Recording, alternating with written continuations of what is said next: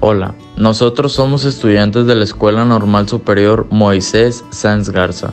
Este pequeño cortometraje, dirigido a los padres de familia, expone algunas estrategias sugeridas a docentes dentro del plantel educativo.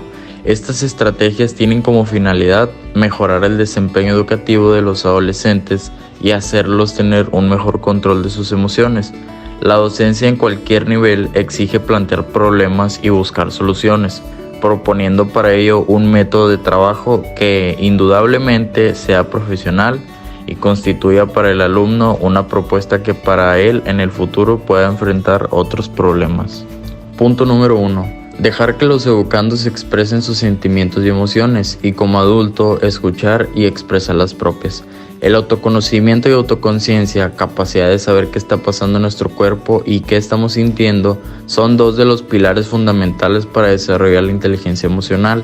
Se debe estimular la afectividad a través de la expresión regulada del sentimiento positivo y, más difícil aún, de las emociones negativas. Punto número 2. Enseñar que en la vida no siempre se puede tener lo que queremos. A veces es posible, aunque es probable que cueste mucho esfuerzo y trabajo.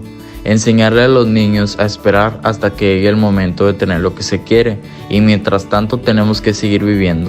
Otros pilares de la inteligencia emocional son el autocontrol y el autodominio, regular la manifestación de emoción y modificar un estado de ánimo. Punto número 3. Enseñar que cuando se tiene un problema, lo primero que hay que hacer es reflexionar y luego actuar de una forma pacífica, sin lastimar a otras personas para solucionar el problema. Enseñarle al educando cómo afrontar las emociones negativas como la ira, el enojo, la rabia, etc. Está bien expresar que uno está enojado, siempre y cuando se haga de una manera saludable y sin herirse ni hiriendo a otra persona. Punto número 4. La capacidad de automotivarse y de motivar a los demás. Tener la habilidad de despertar en uno mismo y en otras personas la estimulación para llevar a cabo acciones o tareas. Está íntimamente ligada al optimismo y autoestima. Un educando que recibe reconocimiento raramente será agresivo o pesimista. Punto número 5. Felicita al educando cada vez que enfrente una emoción negativa de manera adecuada. Además, ayudará a desarrollar su optimismo y autoestima. A continuación presentaremos una entrevista realizada a Aimee Isaías Coronado y Piña por nuestro compañero José María Coronado. Cuando usted cursaba la educación secundaria, ¿qué tan factible era el poder refugiarse en un maestro o tutor, sabiendo que fue otra época distinta a la actual, con otro tipo de situaciones un poco distintos a las actuales?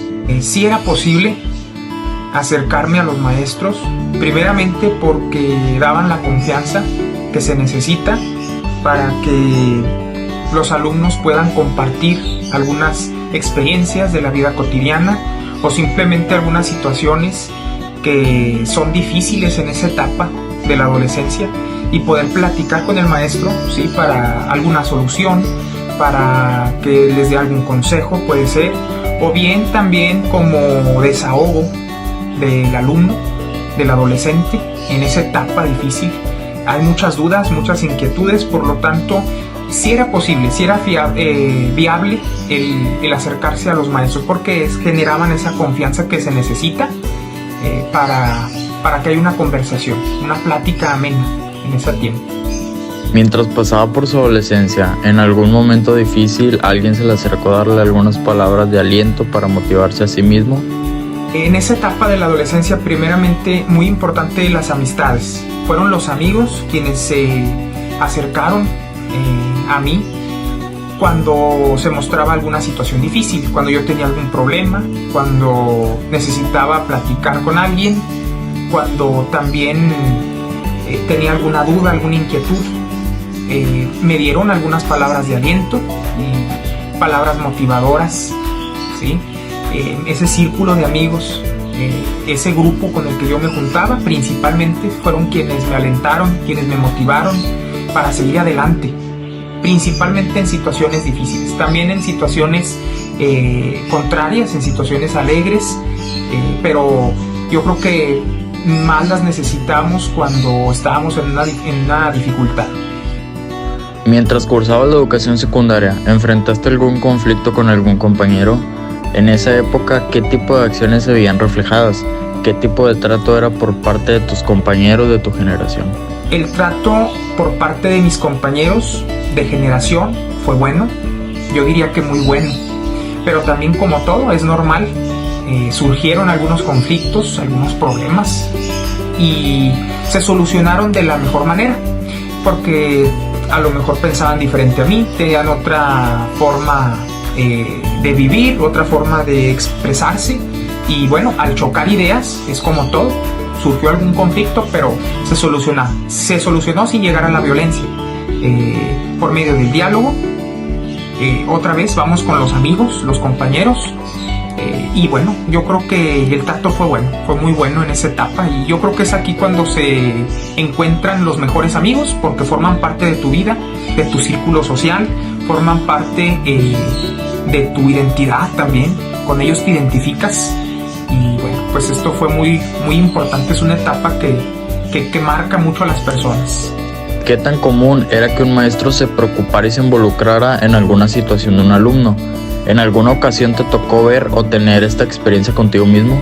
Los maestros se preocupaban, algunos, yo creo que más quienes impartían una asignatura como Ciencias Sociales, Formación Cívica y Ética. A lo mejor también cuando uno tenía un problema, una dificultad, ¿sí? Eran ellos precisamente quienes se acercaban, quienes se involucraban con nosotros para darnos un consejo, primeramente. Algunas de las veces por ciertas situaciones particulares de cada alumno, porque estaba viviendo una problemática en su casa, por ejemplo, una situación de conflicto en el hogar, una violencia familiar, ¿sí? O familia disfuncional. Precisamente eran los maestros quienes se acercaban con el alumno, un trato más personalizado, ¿sí? Insisto, no todos los maestros, pero principalmente los que son de la asignatura de Formación Cívica y Ética, eran los que más se relacionaban con este tipo de alumnos. Y también se mencionaban en salón algunos temas relacionados a la violencia, ¿sí? Relacionados al diálogo, por ejemplo, en la solución de conflictos, resolución de problemas también. Y sí, yo diría que algunos maestros, no todos, pero algunos sí se relacionaban con los alumnos y se preocupaban, se involucraban también en ellos. En conclusión, dejar que los educandos expresen sus sentimientos y emociones es de vital importancia para los alumnos. Normalmente los maestros dan la confianza para que los alumnos puedan compartirles alguna situación difícil para alguna solución o algún consejo o simplemente como desahogo. Pero normalmente son los maestros de Formación Cívica y Ética o Español quienes se acercan con los alumnos a dar un trato más personalizado. Por otra parte, los amigos son los que también se acercan cuando ocurre un problema o cuando te quieres desahogar. Los grupos de amigos muchas veces son los que te dan palabras de aliento ante situaciones difíciles. Cuando se tiene un problema o un conflicto, lo primero que hay que hacer es reflexionar y luego actuar, de una manera pacífica, sin lastimar a otras personas para solucionar el problema. Siempre la mejor solución es el diálogo.